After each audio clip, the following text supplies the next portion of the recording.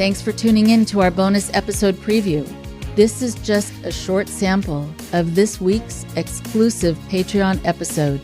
You can hear the episode in its entirety by becoming a member at patreon.com/IndoctriNation, where you'll gain access to all of our exclusive episodes and merchandise.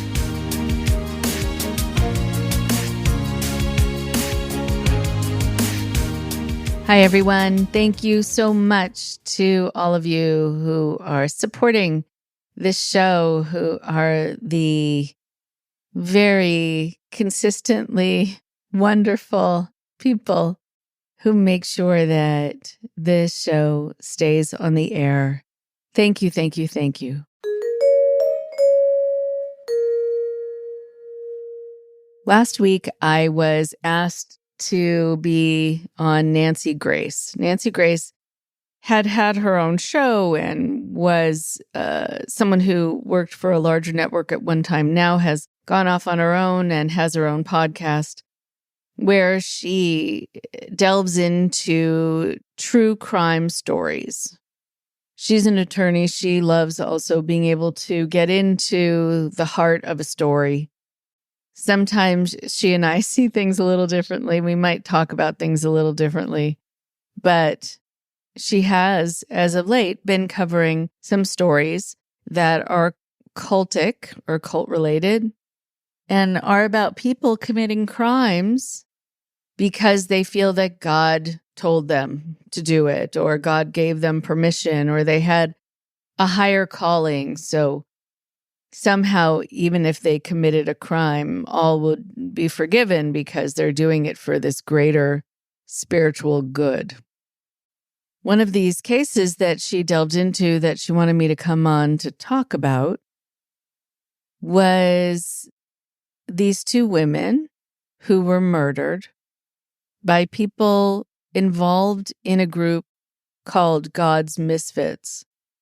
So it's confusing because there is actually an organization, a small one, a mom and pop organization called God's Misfits. And the people involved in this crime actually had nothing to do with the original church. The original church sounds pretty legitimate, very small, with this man who is someone who does this from his home with his wife.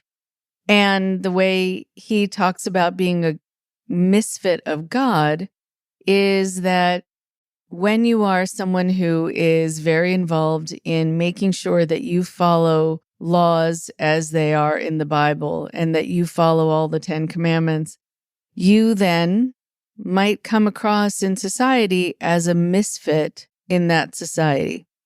Basically, kind of a Boy Scout or a Girl Scout, someone who has to follow things or feels that it's right, or their conscience guides them to do what's right all the time, even if society can undermine that, can get you to feel like it's okay to bend the rules. So the people involved in this crime, though, said that they are part of this group called God's Misfits, which was giving them permission to commit crimes. So the absolute opposite of the main reason for this original group, God's Misfits. So this poor organization, where he is a rule follower, is now being likened to this group of people who used God, basically, to commit terrible crimes. So a lot of them were arrested. And what happened was they killed these two women, Veronica Butler, who's 27, and Jillian Kelly, who's 39. Now, Veronica Butler was someone who was able to get supervised visitation with her children. And it's not clear why she was just getting supervised visitation. Her ex, whose parents belonged to this non-legitimate God's Misfits group, is in rehab, in and out of rehab. And Veronica is the one who spends time with the children, but seems to only have supervised visitation, and the rest of the time, the children are with their grandmother. The grandmother now, who is in jail. So I'm not sure actually what's going to happen with these children. So the grandmother's name is Tiffany Michelle Adams. She's 54. And she, along with a handful of other members, planned the murder of Veronica Butler. Jillian Kelly was just someone who, unfortunately, was there at the time to help supervise the visit. She had nothing to do with anything. It was just wrong time, wrong place. Very unfortunate. But what is interesting about this case, beyond just being this very seedy, shady, dark crime, is a couple of things. One, with the people involved, especially, it seems, Tiffany Michelle Adams, the grandmother, they had been planning for quite some time to murder Veronica Butler. There was this sense that the children's biological mother was going to lead these children astray. She was not, quote unquote, God-fearing in the same way. She didn't support their way of believing, or that somehow it's okay to commit crimes in the name of God.